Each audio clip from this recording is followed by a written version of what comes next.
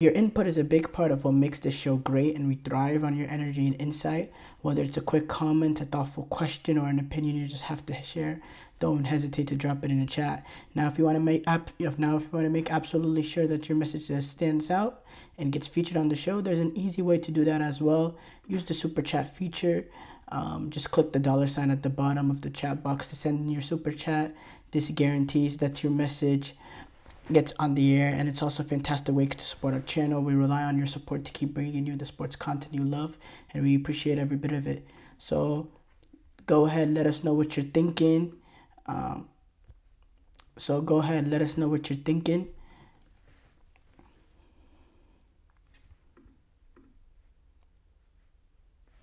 Hit that super chat button, and let's keep this show as interactive and exciting as possible. And if you prefer, you can also go to the GSMC's podcast.net to tip, donate, and leave a comment or question there. We couldn't do what we do without your amazing support, and we're so thankful to have you as part of our community. But yeah, we have to start off though with this new Champions League draw. Now on the screen, y'all can see the pot 1 teams, what they were drawn up against. The pot 1 teams, which was Real Madrid, Manchester City, Bayern Munich, PSG, Liverpool, Inter Milan, Borussia Dortmund, Leipzig, and Barcelona. You can see all the pot 1 matchups that we have on the screen, right? But there's also some big teams that are in the other pots. Arsenal being in one of the pots, as a pot 2 team. I think that's having to face Arsenal as a pot 2 team is really rough. Like, that's the worst possible option out of all the pot 2 teams. So Inter Milan, who have to play Arsenal, at least they get to play them at home. That's a rough one for them.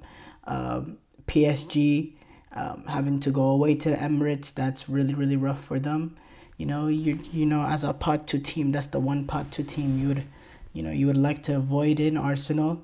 But yeah, overall it was interesting. It's interesting. Now there is this new format, right? We all know this new format. I explained to y'all yesterday, to the best of my abilities. You basically have a 36 team league. Each team will face off. Each team has 8 opponents. 2 opponents from pot 1, 2 opponents from pot 2, 2 opponents from pot 3, 2 opponents from pot 4, and it don't matter. You'll play 2 teams from your own pot. So if you're a pot 1-2, you'll face off against 2 pot 1 teams. You face off against 2 pot 2 teams. You face off against 2. That's what we're seeing right here, all the pot 1 teams. So it makes it interesting. Top 8 automatically move on to the round of 16.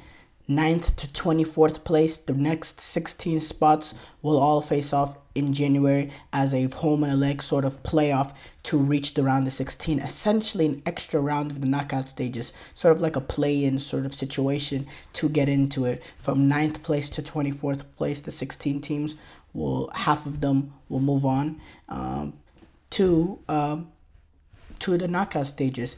So really, there is a benefit here of trying to finish top 8. You don't want to play those extra 2 games in January to get into the Champions League knockout stages. If you don't have to, you try your best. And yeah, it's interesting here with this new Champions League format, because the point tallies, the point things, it's not the same. Usually, you get about 9 points in the Champions League group stages. You're in decent positioning. You get anything more than 9 points, you should be comfortably moving on. It's a little bit different here with the fact that it's a 36 team league. I assume you basically, you play 8 games.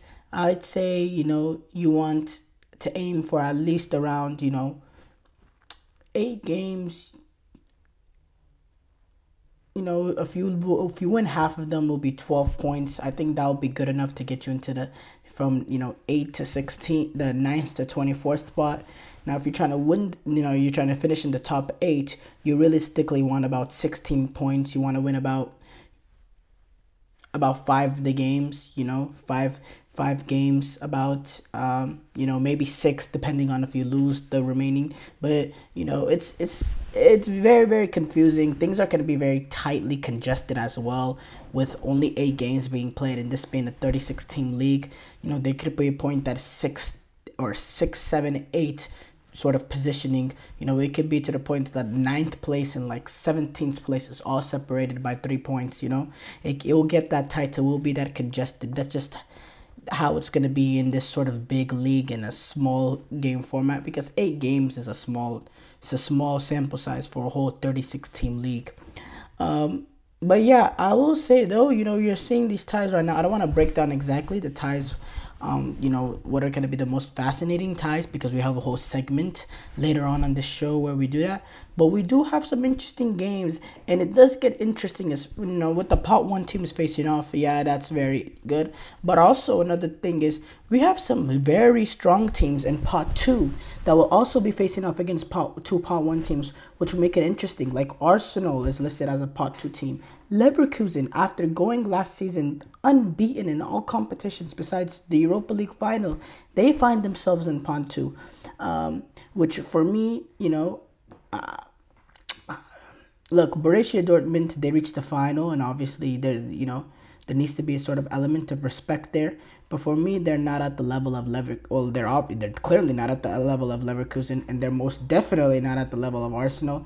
Leipzig in European wise has been pretty decent, and I look forward to their game actually going to playing against Villa. That'll be actually a very fascinating tie. That'll be actually a very, very fascinating tie. Actually, Villa goes to Leipzig. But should they be a pot 1 team?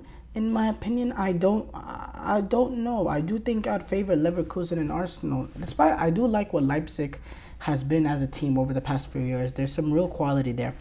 But yeah, going back to the main point, we get these juicy sort of ties in the Champions League group stages. I also think this will sort of make managers for these sort of pot 1 teams, for these sort of top teams, like a Guardiola, or Carlo Ancelotti. It'll make them second guess whether or not they should take these later games in the group stages more seriously. In the past, after 3 to 4 games, we see City roll out the youth team essentially. I don't think City will have that sort of luxury in this format because of how everything will be tightly congested, and chances are not, you're going to need a result in that final game to guarantee yourself in the top 8, because City will be playing against Inter and PSG. There will be some games that they can slip up. They have to also go away to Juventus, so that we'll get some interesting ties. There's no two ways about it. We'll get we'll get managers taking the sort of group stages more seriously. I think the managers will value the incentive of finishing in the top 8. I think that's very important. I think the last thing that these top level teams, this Manchester City, this Real Madrid, this Bayern Munich, this PSG, Liverpool, the last thing they want to do is play Barcelona, is to play an unnecessary tie in January, especially with the amount that people talk about, that everyone talks about in the football world, discussing how much football is being played, how much minutes to toll. I think there's going to be an extra incentive there to finish within the top 8, so you don't have to place that extra, sort of knockout stage game just to get into the knockout stages. That's something these top level teams will like to avoid. But no, I'll say this. I think we should be a little bit more patient. There's a little bit criticism over this new format. And I'm the first to criticize new things, especially when things are not broken, don't fix it. But for me, I have to say the Champions League group stages were broken. In my opinion, the Champions League group stages is some of the most boring football I have ever seen. The first week, maybe 2, is a little interesting in the fact that Champions League has been gone for a while. But as you get to the later stages of the group stages, there's just unless there's some drama involved with the group, it can get interesting. But overall, especially with how many times in the past few years has City essentially played a youth team for the second half of their group stages? It happens countless time again. I want City to actually get tested, to have something to battle for to the final, group stage sort of games. I don't want to say that over and over again. Some of the weak groups that we've seen as well, we've seen one pot, one team, and three sort of, teams that have no real ability to challenge them. I'm very excited for these group stages, and you're seeing some of these fascinating matchups, and these are only, the pot one teams facing off. There's some interesting ties all over the place, and we'll continue to discuss that more on the third segment of here. But